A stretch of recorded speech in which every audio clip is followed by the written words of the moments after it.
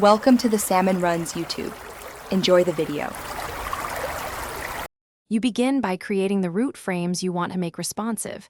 Pick desktop, tablet, and mobile sizes so you can test scale. Once done, apply a column layout grid and set clear margins to guide content.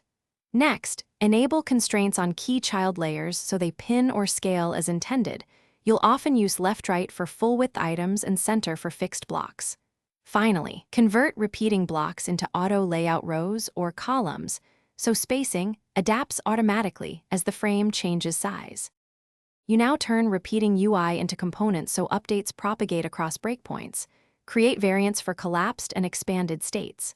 Make each component responsive by combining auto layout plus constraints.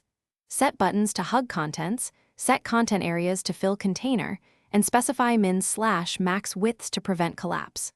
Once components are set, test by dragging frame edges and using the prototype device presets. Observe behavior across breakpoints and iterate.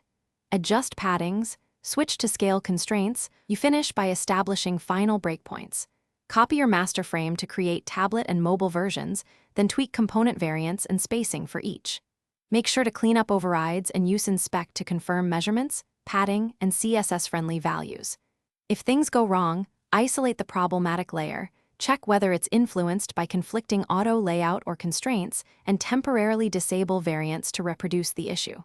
Once fixed, sync components and run one last resize sweep to confirm consistent responsive behavior.